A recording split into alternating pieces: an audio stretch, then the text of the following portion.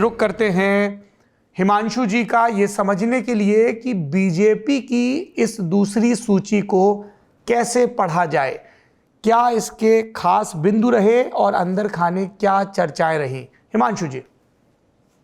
देखिए सौरभ जी, मुझे लगता है कि भारतीय जनता पार्टी ने जो है वो बहुत सोच समझकर ये 72 नामों की सूची जो है वो जारी की है। इसमें भारतीय जनता पार्टी एक चीज से बचती रहती है हमेशा, और वो ये है परिवारवाद।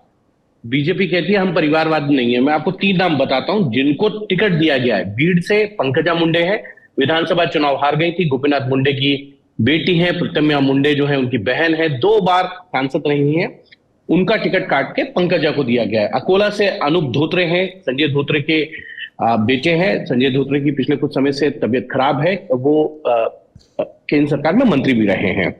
शिमोगा से YS राघवेंद्र, ये भी सांसद हैं, और हम सब जानते हैं कि येदियुरप्पा के ये पुत्र हैं, और येदियुरप्पा के जो दूसरे पुत्र हैं विजेंद्र, वो वहां के प्रदेश अध्यक्ष हैं कर्नाटक के।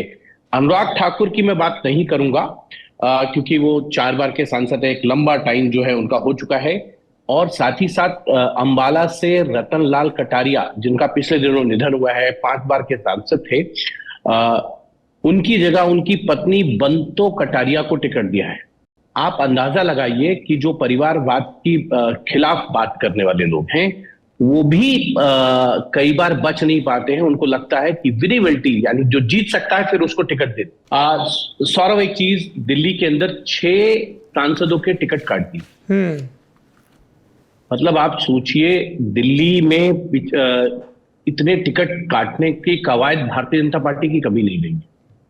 पर हम लोग नेता नगरी में लगातार चर्चा कर रहे थे सर। मैं वही कह रहा हूं, मीनाक्षी लेखी का टिकट काटा गया कुछ संगठनात्मक कामों के कारण। MCD इलेक्शन में सर ये मत क्या करें, थोड़ा विस्तार से बताइए। आपके पास जानकारी रहती है, क्या वजह रही मीनाक्षी लेखी का टिकट? मैं विस्तार से बता रहा हूं, आप बिल्कुल चिंता नहीं करिए। जी बताइए। आपकी शिकायत नहीं रहेगी। डन। मीनाक्षी लेखी की को लेकर शिकायत ये थी कि MCD में कुछ कॉर्पोरेटर्स की मदद नहीं की गई, ओके, जो उम्मीदवार थे। दूसरा, उनके प्रति कुछ फीडबैक जो है कार्यकर्ताओं का ठीक नहीं था, जो बूथ लेवल से आया।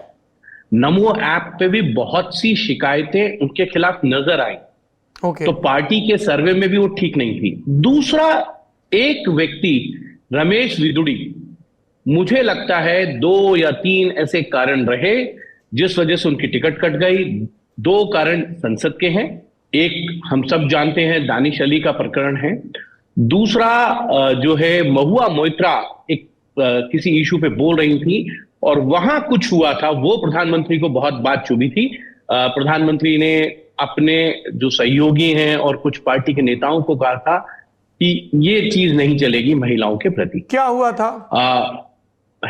क्या हुआ? कुछ हंगामा हो रहा था संसद में और कुछ हॉट टॉक हुआ और उसमें कुछ असंसदीय शब्दों का प्रयोग हुआ। प्रधानमंत्री ने ये बात कह दी थी कि देखिए सब कुछ ठीक है, हंगामा हो रहा है, आप अपनी बात रखिए, सामने वाला अगर आपको कुछ कह रहा है आप जवाब दीजिए, लेकिन भाषा के मर्यादा को बनाए रखिए। रमेश विदुड़ी ने महुआ मोइत्रा का विरोध करते हुए वहां भी भाषा की मर्यादा लांघी, जैसे दानिश अली वाले प्रकरण में लांघी। जी।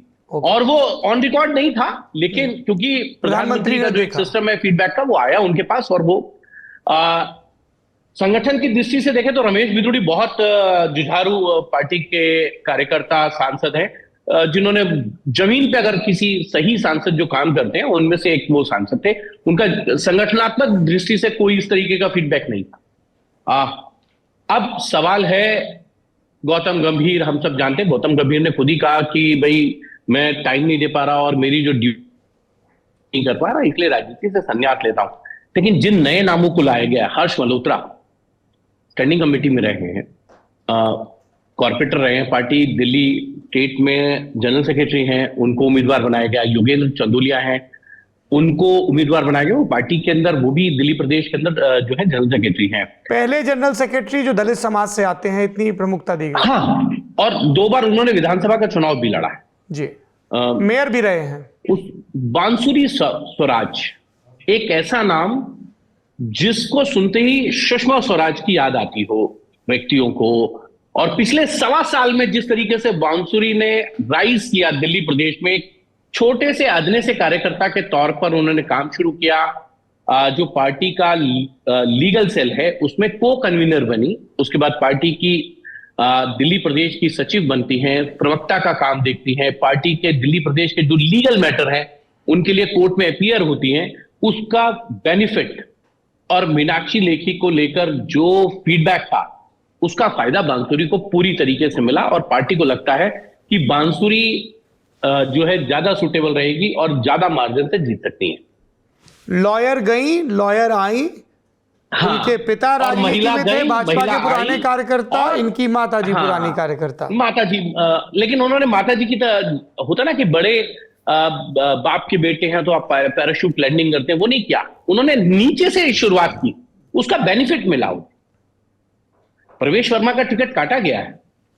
क्या वजह प्रवेश वर्मा को लेकर मुझे लगता है प्रवेश वर्मा की भी जो सेम शिकायतें मीनाक्षी को लेकर थी वो प्रवेश वर्मा को भी लेकर थी कि क्षेत्र में नहीं जाते हैं, क्षेत्र के लोगों से मिलना मिलाना इतना नहीं होता है, लोगों की शिकायतें हैं, लोग देते हैं।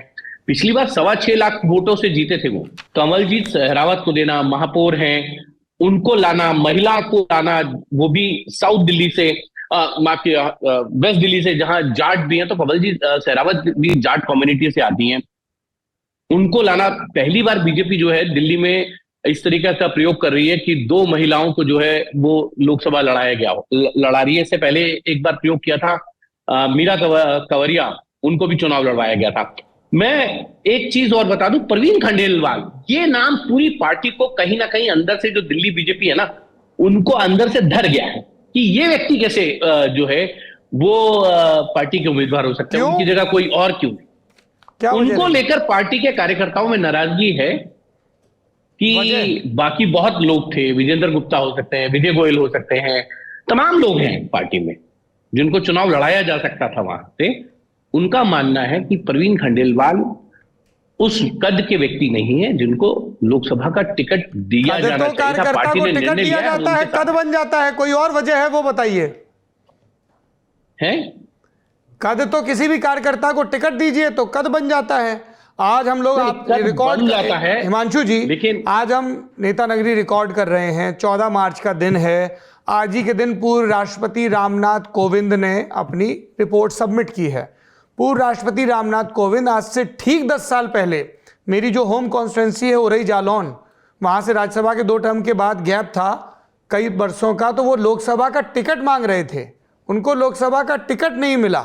ठीक है, वो और मैं उसके बाद की घटना नहीं बताऊंगा कि वो घटना उसके बाद क्या हुआ, क्योंकि वो पूर्व महामहिम है और मैं उस पूरी घटनाक्रम पे नहीं जाना चाहता। मैं इसीलिए कह रहा हूं कि दादा के पास जानकारी है, राजनीति में किस तरह से पलटी होती है, फिर वो गवर्नर बने, महामहिम बने। तौर पर हाँ, महामहिम है।